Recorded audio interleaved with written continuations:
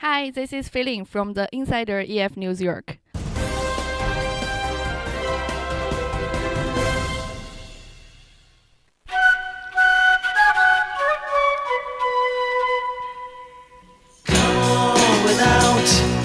Come on within. You will not see nothing like the mighty Quinn. Come on. Today we have Quinn with us. So Quinn, you write down something on your Facebook, Too Cool for School. You upload a picture. Okay, so as it's one of profile. my profile pictures. Yeah. Okay. Do you really mean it or just be funny? Well, no, I mean, it's like a common American expression to say, you say too cool for school. That day I felt like I was too cool for school. What happened that day? I think it was just a really good picture of me. So I felt too cool for school because of that. Do you think teaching is cool?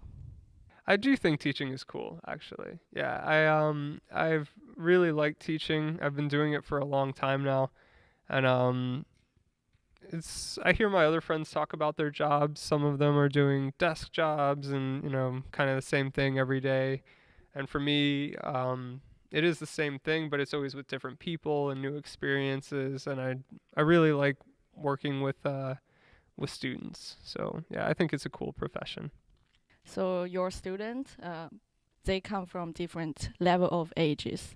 Mm-hmm. For example, like us and not me. For example, teenagers Mm-hmm. and younger adults like us, also middle-aged people. Mm-hmm. What do you think when you teach different people in different age? Well, I mean, different ages have different things to contribute. I'd say younger students, sometimes they need a little more like activity. They have a lot of energy, and it's sometimes hard to harness that energy for the right reasons. Whereas older ages, I think it's actually it's a different experience because the older ages tend to have stronger opinions about things, which lends class. It's better to have debates with older students. So I feel like when you have a debate with a group of older students, it gets really fleshed out and people have lots of different opinions and they really, really talk about their feelings, which I really love to have in class. So there are pros to both sides.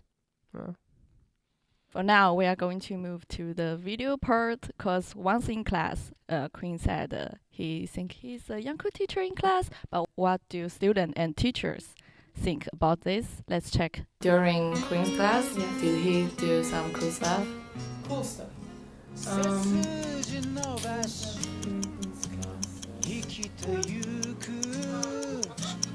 Yeah, we're watching some funny videos, and he's always like, "Oh, I have a video about that," especially me in art class.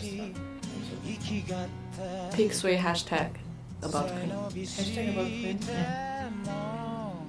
I think it would be like, "Oh yeah, I can show you a video about that." Hashtag video time. Hashtag. Good morning, everybody. How's it going? He said he thought he was a young cool teacher in EF campus. Yeah. So you have Quinn in your class for English? Yes, for 6 weeks. Do you think he's cool? Yes, he is. He's very funny. What did he do make you think he's funny? We did a lot of games and like the topics we talked about. It was fun. What kind of topic? The classes topics, and he made it up in a fun way, so we enjoyed the class very much. If you have to pick one teacher you know in EF as the coolest teacher, do you think he is that? Yes, because I know him much better than the one that I have right now. I would pick Quinn. Quinn actually has a super nice personality, and I think everyone wants to be his friend, to be honest. Yeah. And he really cares about his students, and he does a really good job. I think he's one of the professional teachers in EF. I think he's a great guy. You're a close friend with Quinn, right? Yeah, I know him. I've known him for about a year now. What do you guys do out of class? I mean, I've played like board games with Quinn, and like had drinks and met his girlfriend. That's about it, really.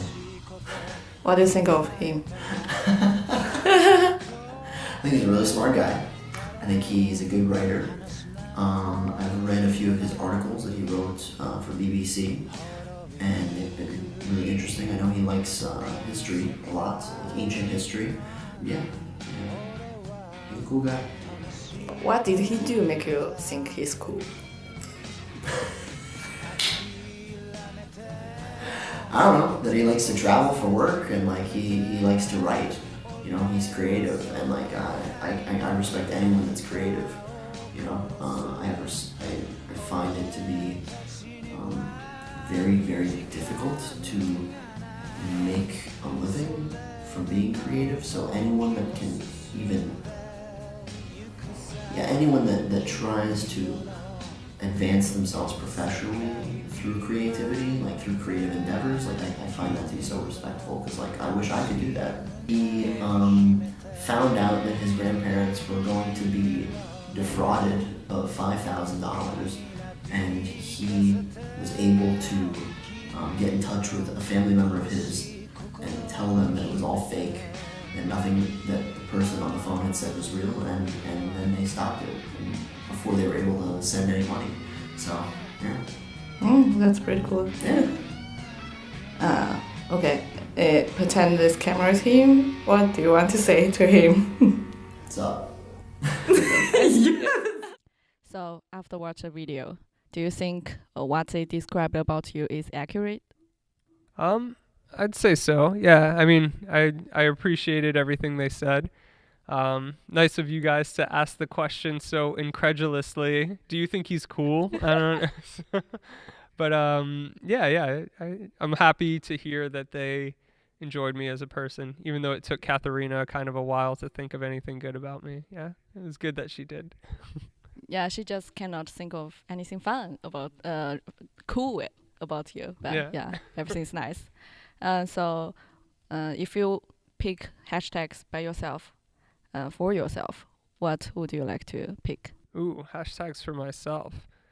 I have never thought about this. Hashtag cool, I guess. Yeah. Hashtag Quinn. I can pick my own name, right? Hashtag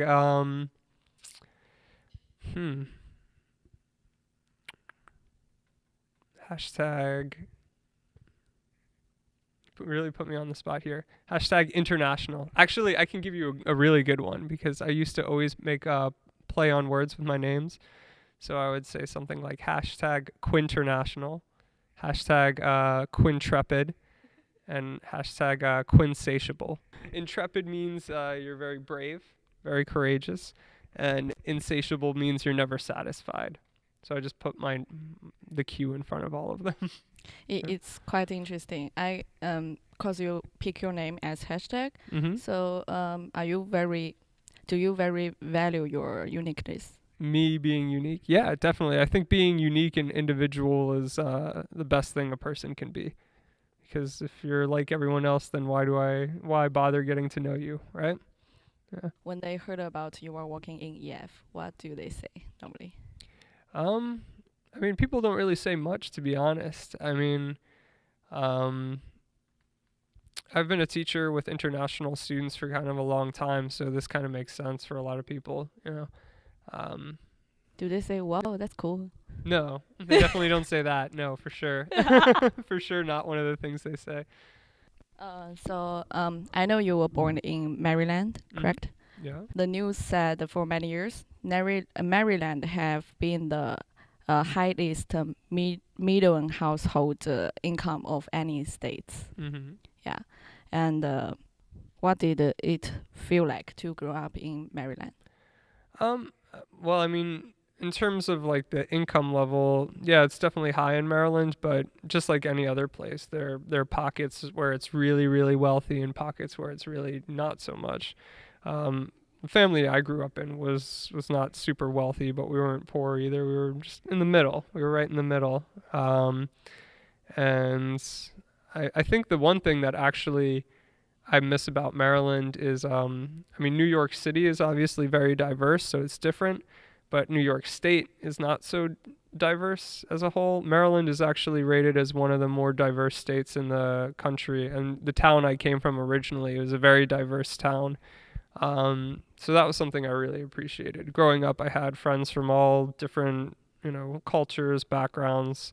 I think that's a big part of the reason why I really like working in an international setting, because I grew up with that diversity. Speaking of international setting, how many countries you've traveled?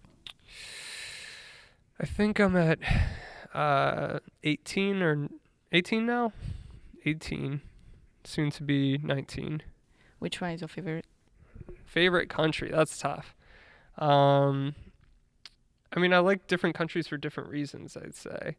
I'll say definitely Italy was one of my favorites when I first went there, just because there's so much history there. France, I really like the people. French people, some of my favorite people. China too. I went. That was my first really big international trip. I had gone to Canada and Jamaica before, which is they're different countries, but they're not too far away from the U.S. But my third trip was to China, and I stayed there for a long time. So that was a very special kind of transition for me. We know you've worked with BBC for videos and articles. How many videos you've made for BBC? Well, I've only made one video. Most of my stuff has been articles and photo essays and stuff. So the one video I made was about Icelandic rye bread. Yeah, we've watched it. Okay. Yeah. So, yeah, it doesn't sound that exciting when you just say it, like it's a video about rye bread, but it's kind of interesting if you actually see. Yeah. Yeah. And how many articles you've written for them? I think I am at 6 now. I've written 6 articles. Mm-hmm. So in what kind of opportunity you have the connection with them? Well, really, it just came about because after I finished my 2 years in Albania, I came back and I was looking for my next job. And in the meantime, I had a lot of free time while I was searching.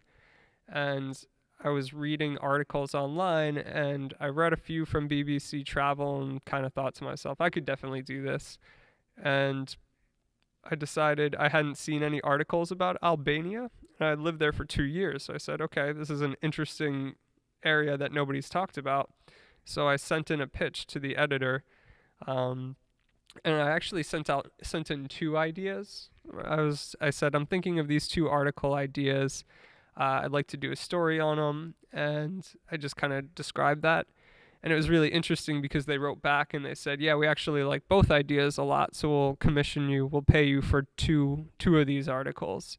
And I told my journalism friends about that, and they were like, I sent out hundreds of pitches and I never hear anything, and the first 2 you send out, you got back an answer. So I guess I'm very lucky in that sense. I think luck is a part of the reasons, but definitely you have something unique or something special that your journalist friend don't have. For example, you've been served in the American Peace Corps. Mm-hmm. Is that terms that you were in Albania? Mm-hmm. Yeah, I was there with the Peace Corps, which is a United States organization started by John F. Kennedy in the 1960s, which is devoted to spreading peace, essentially. But it's about international exchange, so it's about spreading awareness of American culture in Albania, but also learning about Albanian culture and bringing it back home with you, and then developing technical skills in the country you're serving in. So when I was there, I was working in education. So I worked in local schools, and I worked with the Directorate of Education, developing kind of the lesson plans for my whole area, about 50 schools. What was the purpose you want to join Peace Corps? For me, I was always really into the idea of doing something positive for developing community, doing something altruistic where I was, trying to help people out. I was always really concerned with that, especially growing up.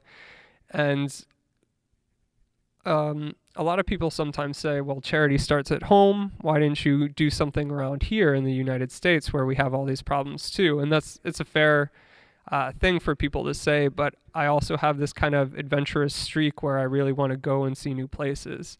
So it wasn't from this point of like, oh, the US is perfect and I want to go to somewhere else to fix problems they have there. I know the US is far from perfect and has its own problems, but I wanted to go somewhere and do something good, but I also wanted to see a new side of the world and learn a little bit about a new culture.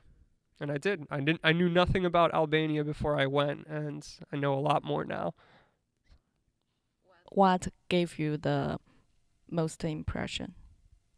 Of Albania? Yeah.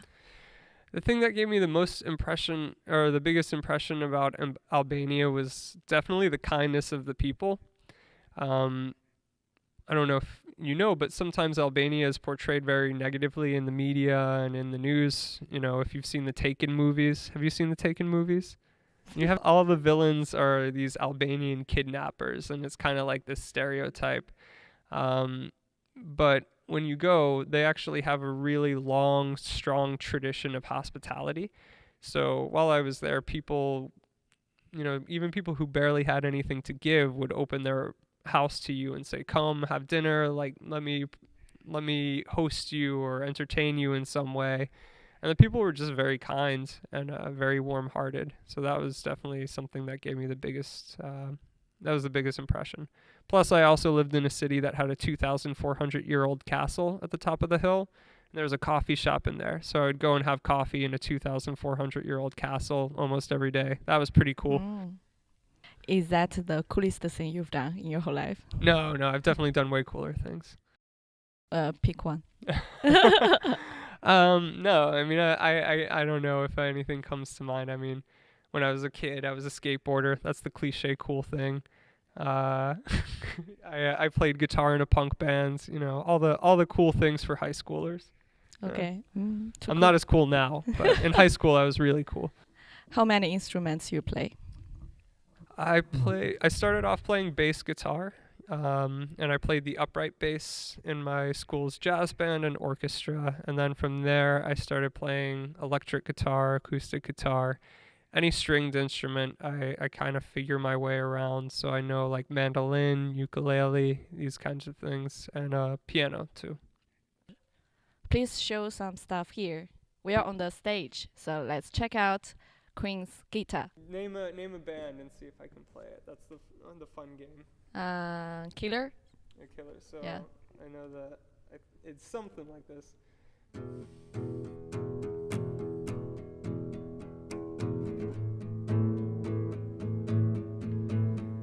Don't you put me on the back burner. Dun, dun, dun, dun, dun, Da, da, da, da. I don't know the words, but I know the music.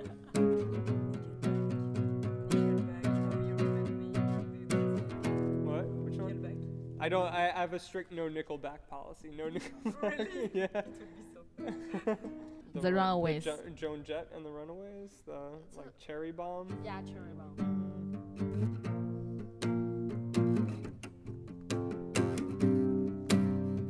Hello, Daddy. Hello, Mom, I'm here. Cherry Bomb. Yeah. All right. What else you got? What else? Beatles, Here Comes the Sun. Ooh, that's a really tough. You asked a really tough one.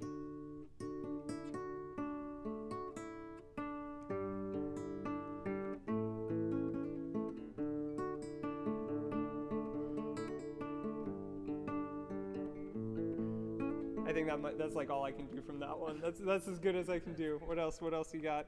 Hey Jude. Hey, yeah, I can do Hey Jude. Hey Jude, don't make it bad. Take a sad song and make it better.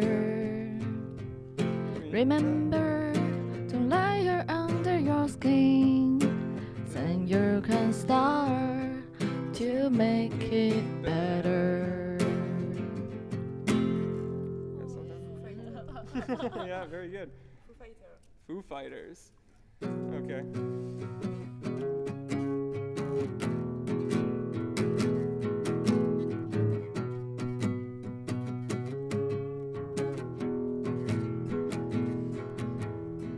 Hook me up a new revolution. This one is a lie. Na, na, na, na, na, na, na, na. Yeah. Look at this guy to save me. For a sign of life. It's very high. David Grohl, his range is much higher than mine. Burn out right. Yeah, there we go. What else? Sam Smith. I don't know any Sam Smith. I'm sorry. Yeah, I'm sorry. Yeah. Jack Johnson. Oh, Jack. Yeah. I used to know some Jack Johnson. So, okay, I gotta remember those. So.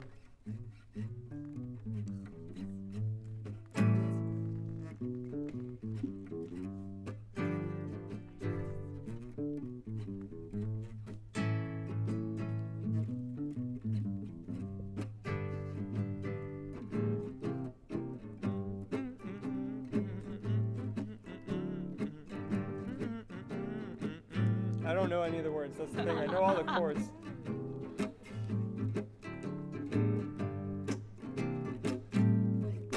Something else? I can play the song that you were the theme song, my theme song. Okay. So it says, "Come on without, come on within. You'll not see nothing like the mighty Quinn. Come on without." Come on within. You'll not see nothing like the mighty Quinn. Yeah, so that's my song. Oh yeah. Yeah. Woo! All right, so that's a good one to end on. Yeah. Thank you. So, among all of this cool stuff you've done, what is the definition of cool to you anyway? Definitely. If you actually look up cool in the dictionary and you go through the pages and things and you just turn to it, you'll just look and it's actually no words for cool. It's just a picture. And it's the picture that you found on my Facebook profile. Which one? The one that started the whole thing, the too cool for school. It was a joke. Okay. It was a joke. You It was got a me. joke. Really. You got me. I was like, are we in a literature class? No. No. I mean, definition of cool. I think the definition of cool is I'm gonna take a hot take and say the definition of cool is being respectful of the people around you and being understanding and open-minded is the coolest thing you can do in life. I agree. Mm-hmm. Okay. You majored in literature and education. You used to volunteer for Peace Corps and you produce media works. You have a lot of interest, but do you feel you've already settled down with your career choice? That's an interesting question. To be honest, no. I do like teaching. I could see myself always doing it. But I think I've always been the kind of person who's really looking for the next thing and looking for the next level. So I think I will probably stay in education, but I'm definitely looking towards the next steps for sure. You know, I've been thinking about getting my PhD. I think my end game would be to be a professor at a university. That would be cool for me. But also writing for the BBC is something I never thought I'd be able to do, and now that I've been doing it, you know, I consider media as more of a option for me now too. So I could also see myself being a travel writer or a culture writer. So I like to keep my options open. Cool. Cool. How do you determine which one should be your biggest ambition? I mean, for me, determining my biggest ambition is always, I feel like it's limiting to just think I can just do one of the things. For me, I don't look at it like I can just be a professor or I can be a travel writer. I think why not be able to be both, I think is the kind of attitude I've taken. You know, if you can't choose between the two, why not both? Have you ever got confused about your career path or anything? Oh, yeah. I mean, I feel like everyone has for sure. Yeah, at some point. But as long as you like what you're doing, I don't think you're going to have those fears about whether you're doing the right thing. So I like working with students every day, so I know being a teacher is a good path. I like writing, I like researching, and I like traveling. So as long as I'm able to do all those things in my life, I'm happy. Do you have a advice for your young students to pick a side, pick a path for their career? My advice to my young students would be first, if I'd say put down your phones, and then then really think hard about the next path that you're gonna take. But always remember that it's never set in stone. You can do something for 10, 15 years and really develop a career or trajectory in it, but it doesn't mean that you can't try something new, right? You can always try something new in life. Cool. So let's move on to the quiz time. Rules are very simple. We prepare 2 different objects, but they are in same category. Question 1. Pizza or bird? Definitely pizza. I really feel like pizza is like, if we ever give any food to aliens to represent the human race, it should be pizza, no doubt. Okay, next question. Guitar or piano? Definitely guitar. Next. Legs or arms? Legs, much more useful. As a writer, he said legs. You're asking me this? Yeah, I don't know that I can give an answer to that one, especially if my students are going to see it. Yeah. What's the second one? So for now, we've officially done today's interview. Do you have any final words to anyone? Make sure nobody sees me singing when you edit this thing. We will try our best. Okay, thank you very much. Thank you. Yeah, thank you guys. We're very pleased that we have Quinn as our Yanku teacher in campus. So it's Feeling from the Insider EF News York. See you around.